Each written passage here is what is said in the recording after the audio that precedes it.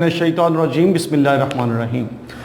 अज़ीज़ तलबा, dear students, मैं why boys fail in college के दूसरे लेक्चर के साथ हाज़िर हूँ।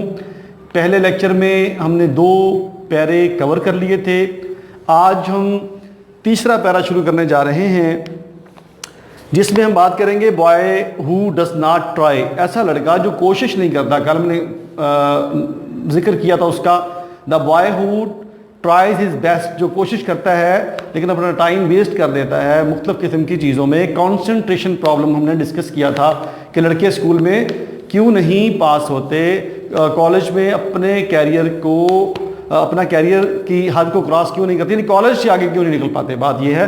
आज इसकी दूसरी रीज़न बात करेंगे, तीसरी की बात भी हम करेंगे, कुछ रेमेडीज़ भी देंगे, उसका हल क्या है। बेटा ये सबक भी है और आपके वैसे भी काम आने वाली चीज़ें हैं। कल को आप भी इस पर अमल करके अपनी खामियों पर काबू पा कर कामयाब हो सकते हैं। मैं तीसरा पैरा शुरू करने जा रहा हूँ। बुक को आप ओपन कर लें, तीसरा पैरा स्टार्ट करते हैं। Another boy who does not try, एक ऐसा लड़का भी है जो कोशिश नहीं करता। ये कौन सा लड़का है? Type of boy who does not try is the very bright boy who, देखिए वेरी ब्राइट बॉय है भाई, कौन सा लड़का है नाकाम भी हो रहा है, ट्राई नहीं करता, ब्राइट बॉय है। Who has always done his school work without effort, school में उसने बड़ा अच्छा काम किया था। He was better at school, वो स्कूल में बड़ा अच्छा रहा था। कॉलेज में जाके क्या हुआ कि who has never learn what real application is, उसने कभी नहीं सीखा असल एप्लीकेशन क्या है, असल मेहनत उसने सीखी नहीं, क्योंकि वो इतना ज़हीन फतीन है कि वो देखता है और पिक कर लेता है, दैट्स ऑल। यानी मेहनत करने की इससे ज़रूरत नहीं पड़ती। बेटा ये वो बंदा है, वो स्कूल जाता है, वो कहता है जी कॉलेज जाता है, मैं स्कूल में भी ऐसे करता रहूँ, कॉलेज को भी मैं ऐसे क्रॉस कर जाऊँगा। तो ये उसकी वजह है, वो बेटर एट स्कूल था और ये ट्राई नहीं कर रहा क्योंकि उसके जहन में ये एक बना हुआ है, इसे कह लें कि एक उसकी गलत फहमी है, मिसकंसेप्शन है कि मैं इस तरह से कामयाब हो जाऊँगा।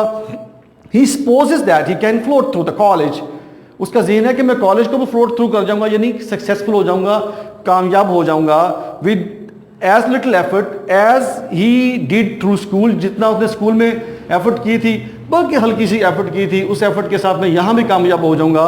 तो बेटा यहाँ पे अब उसके लिए मुश्किल आने वाली है। आई समटाइम्स, मैं कभी कभार थिंक सोचता हूँ that the bright boy who has always depended on his ability, कि लड़का जिसने हमेशा अपनी सलाहियतों पर, अपनी काबिलियत पर भरोसा किया, कुछ ज़्यादा ही भरोसा, असल में ये ओवर कॉन्फिडेंस है, कुछ ज़्यादा ही भरोसा किया, टू गेट थिंग्स क्विकली, चीज़ों को जल्दी सीखने में उसने भरोसा किया कि मैं चीज़ों को बहुत जल्द पिक कर लेता हूँ, get things quickly, is the most pitiable object, वो बहुत ही काबिल रहम है। बेटा वो बहुत काबिल रहम है, क्यों? Among all our failing students में वो सबसे काबिल रहम है क्योंकि वो स्कूल में बहुत अच्छा था, वो एबिलिटी भी है, वो काबिल भी है, वो आगे बढ़ने वाला भी है, लेकिन ओवर कॉन्फिडेंस है, अपनी एबिलिटीज़ पे ज़्यादा कुछ भरोसा करता है, मेहनत नहीं कर रहा है, उसने रियल एप्लीकेशन नहीं सीखी है, तो उसमें ये एक प्रॉब्लम आ गई है। For it is almost a tragedy to see, it is always almost a tragedy to see, ये एक अलमिया है, एक हादसा है, एक तकलीफ है। To see all of this keenness going to waste, उसकी सारी ये जो कीननेस है, उसकी जो ये जहानत है, उसकी ये जो फॉर्म पिक करने की सलाहियत है, गोइंग टू वेस्ट, अब ज़ाय हो रही है।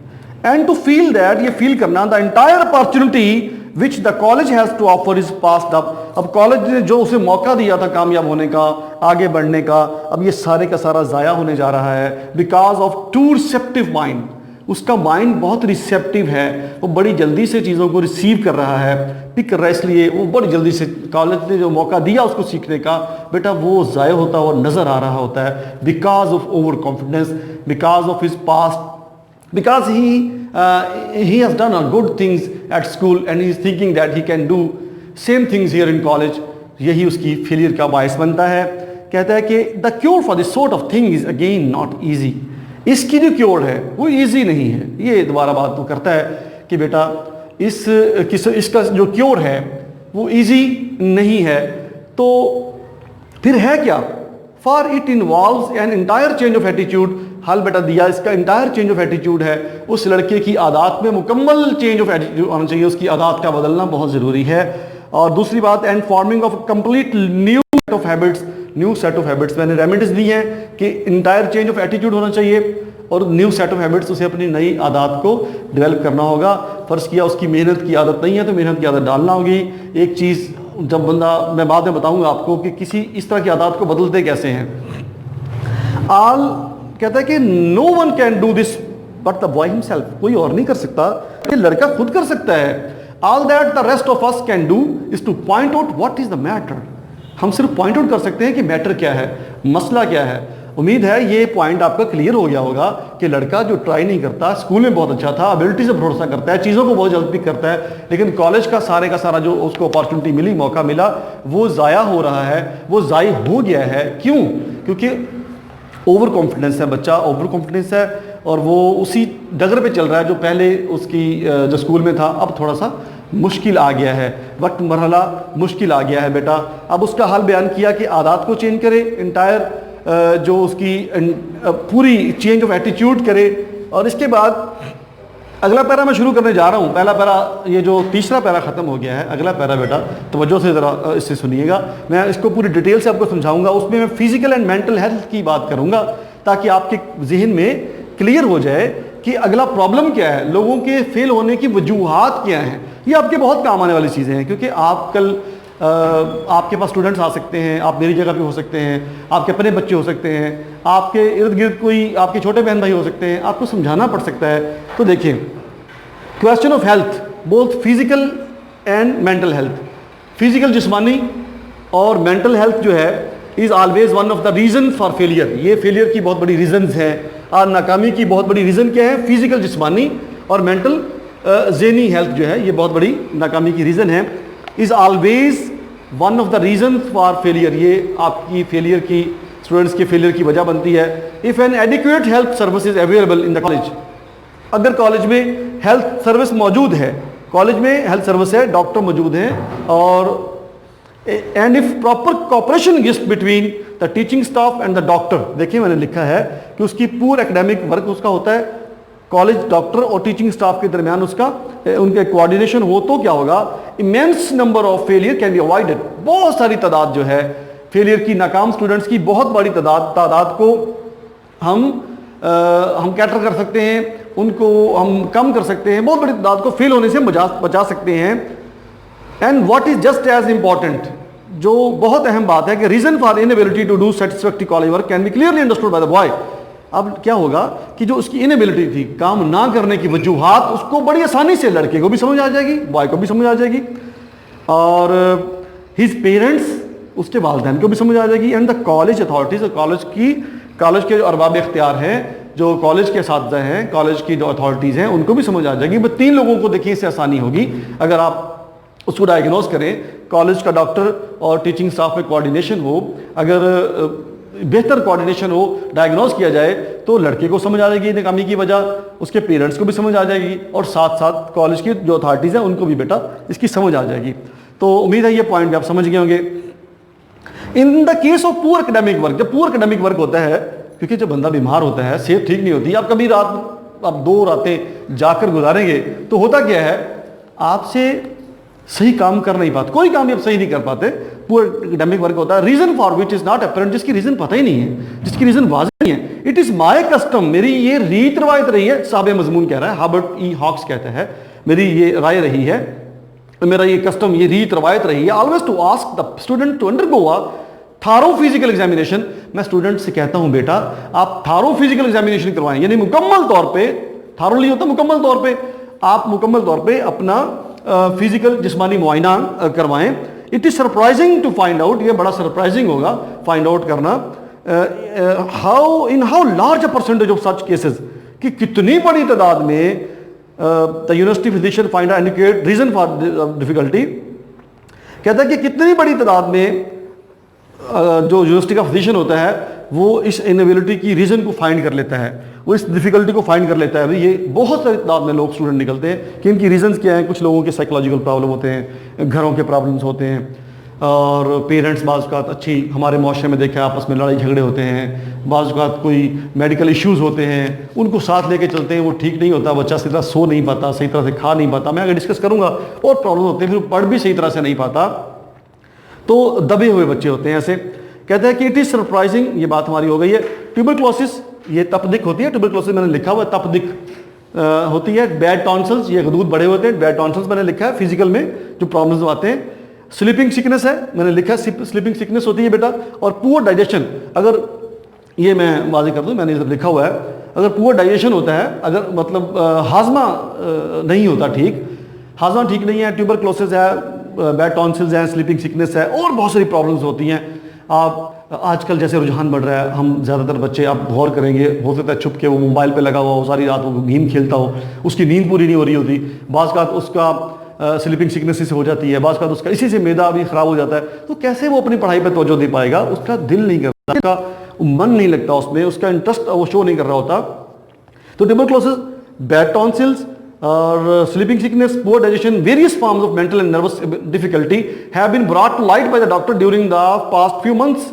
कहता है कि ये जो बीमारियां थी, ये कॉलेज के डॉक्टर ने जब सामने वो लाया, उसने दिखाया कि ये प्रॉब्लम्स बच्चों को, स्टूडेंट्स को आ रही हैं, ये मसला आ रहा है। तो क्या हुआ, तो पिछले मंथ में unspeakable relief to the student को बहुत मतलब नाकाबिले बयान, अनस्पीकेबल उसे मिला, रिलीफ मिला, उसे सुकून मिला, और इनलाइटनमेंट जो होती है, खुशी टू द फैकल्टी, जो असातिज़ा कराते हैं उनको आगाही मिली, इनलाइटनमेंट हुई, यानी कि उनको आगाही भी मिली और उनको खुशी भी हुई कि हमारे स्टूडेंट्स की ये प्रॉब्लम्स पकड़ी गई हैं, अब उनका इलाज कराएगा वो डायग्नोस। ओकेजनली, आमतौर पे वन मीट्स ऐसे शख्स से, ओल्ड फैशन पर्सन से, like the father, old fashion person जैसा कि एक बाप, हु टोल्ड मी, जिसने मुझे बताया, इस तरह के बाप जिसने मुझे बताया से सामना होता है, आपका टकराव हो जाता है, जिसने मुझे बताया, जिसने मुझे कहा कुछ कब चंद महीने पहले, although we had arranged to have his son's tonsils removed without expense, जबकि हम उसके बेटे के जो हदूद बड़े हुए थे, टॉन्सल्स को रिमूव करने का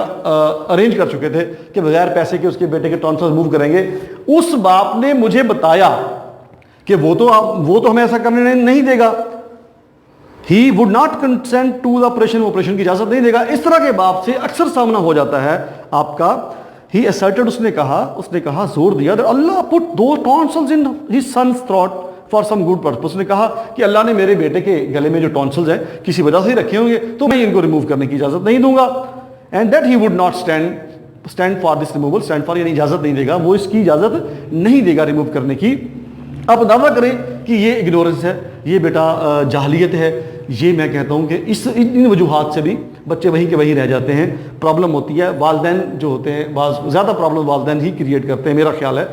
since the boy was absorbing too much poison, लड़का जो था वो इतना जहर, too much poison to permit proper application, लड़का इतना जहर एब्जॉर्ब कर रहा था, जज्ब कर रहा था कि वो जहर उसे application to his college work, उसे कॉलेज का काम करने में की इजाजत नहीं दे रहा था, वो ही जहर उस। तो फिर क्या हुआ, we had to ask him to go home, हमें उसे कहना पड़ा कि भाई तुम घर चले जाओ, क्योंकि वो पढ़ नहीं सकता था, तवज्जो नहीं दे रहा था, बीमार हो रहा था। हमने उसे कहा घर चले जाओ। ऑफ कोर्स, बेशक सच केसेस आर रेयर, ऐसे केसेस बहुत कम होते हैं, अगरचे इस तरह के केसेस बहुत कम होते हैं, बट इट इज़ नेसेसरी, ये बहुत ज़रूरी है कि to keep constantly in mind, के जहन में रखें that simple fact that there is no substitute for, ये सिंपल फैक्ट अपने जहन में रखें कि no substitute for health, health का कोई, सेहत का कोई नेवल बदल नहीं है, कोई रद्द बदल नहीं है, कोई इसका बदल नहीं है, कोई इसका अल्टरनेटिव नहीं है, सब्सटीट्यूट अल्टरनेटिव नहीं है। हाउएवर, गर्चे such a man may know, ऐसा आदमी ये बातें जितनी भी जानता हो, it is not of much value, उसे उसकी उस वक्त तक कदर नहीं होगी जितना कुछ भी जानता है, उसकी वैल्यू नहीं होगी, जो भी वो जानता है उसकी वैल्यू नहीं होगी, unless he possesses the physical vigour, जब तक उसके अंदर जिस्मानी ताकत नहीं है, to bring it to the bear on the world problem, जब तक दुनियावी प्रॉब्लम्स को बर्दाश्त करने की के अंदर काबिलियत नहीं है, उस वक्त तक बेटा वो बच्चा वो उसकी जो भी इल्म है वो उसका किसी काम का नहीं है, क्योंकि उसके अंदर ताकत ही नहीं है, वो दुनिया की प्रॉब्लम को फेस ही नहीं कर सकता। इसके साथ ही मैं दोबारा अर्ज करूंगा आपसे कि आप इस वीडियो को पूरा देखें। अगर आप इसको सब्सक्राइब नहीं कर रहे तो कोई इशू नहीं है, हौसला अफजाई वैसे करनी चाहिए, लेकिन नहीं कर रहे तो कोई इशू नहीं है। आप इसको डिसलाइक कर सकते हैं अगर आपको पसंद नहीं आती, अगर आपको पसंद आती लाइक कर सकते हैं। आप कमेंट में लिखा करें कि आपको वीडियो कैसी लगी है, कहाँ पे प्रॉब्लम आ रहा है, कहाँ पे आपको ठीक नहीं लग रहा, क्या आपके अंदर क्या आवाज़ उठती है, थोड़ा सा आपका थोड़ा कॉन्फिडेंस बनेगा कि आप जब कुछ लिख रहे होंगे आपको कोई कुछ नहीं कहने लगा। आप कमेंट में लिखें नीचे, अपनी राय से मैं ज़रूर आगाह करें कि हमने वीडियो कैसे बनाई है, आपको इसमें से क्या सीखने को मिला है। इसके साथ ही अपने उस्ताद, अपने टीचर एडी तबस्सुम को इजाजत दीजिए। अल्लाह ने की बात।